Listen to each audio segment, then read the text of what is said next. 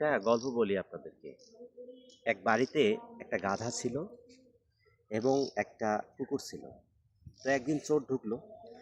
চোর ঢোকার পরে গাধা তো সেই চিল্লাচিল্লি, অনেক চেঁচাচ্ছে। চেঁচানোর পরে মালিক উঠে আসলো। মালিক উঠে এসে দেখে যে গাধা চেঁচাচ্ছে এবং কুকুর একটা হাড্ডি খাচ্ছে। তো তখন মালিক এসে মনে করলো যে কুকুর এখানে ঘেউ ঘেউ করার কথা। তো কুকুর চুপ করে আছে, গাধা চেঁচাইতেছে, তার মানে এখানে কিছুই হয়নি।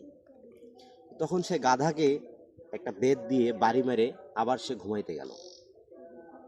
এদিকে তার বাড়ি চুরি হয়ে গেল। তখন গাধা ভাবছে যে আমি এত চিল্লাচিল্লি করলাম কিন্তু মালিকের মনে সাড়া জাগাতে পারলাম না। তো এই গল্পটা বলার একটাই কারণ, আমরা অনেক মানুষ আছি যারা অনেকভাবে অনেক কিছুর প্রতিবাদ করার চেষ্টা করতেছি, অনেক কিছু বলার চেষ্টা করি। আসলে আমরা হচ্ছি গাধা। কারণ ওই চোর ওই কুকুরকে কিনে নিয়েছিল একটা হাড্ডি দিয়ে, একটা মাংস দিয়ে, যে তুই মাংসটা খা, হাড্ডিটা খা, আমি এতক্ষণে চুরি করে কমপ্লিট করে দিই। তো গাধা কিন্তু অনেক চিল্লাচিল্লি করেছিল কিন্তু কোনো লাভ হয়নি। তো আমরা গাধার মতো অনেকেই অনেক চিল্লাচিল্লি করি, অনেক কিছুর প্রতিবাদ করি। আসলে যারা প্রতিবাদ করার প্রয়োজন তারা প্রতিবাদ করছে না, তারা হাড্ডি নিয়ে বসে আছে।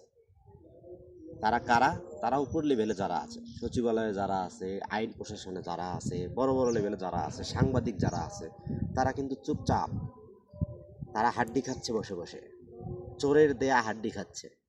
কিন্তু আমরা জনগণ গাধার মতো চিল্লাই যাইতেছি, বলেই যাইতেছি, কিন্তু কোনো লাভ হচ্ছে না।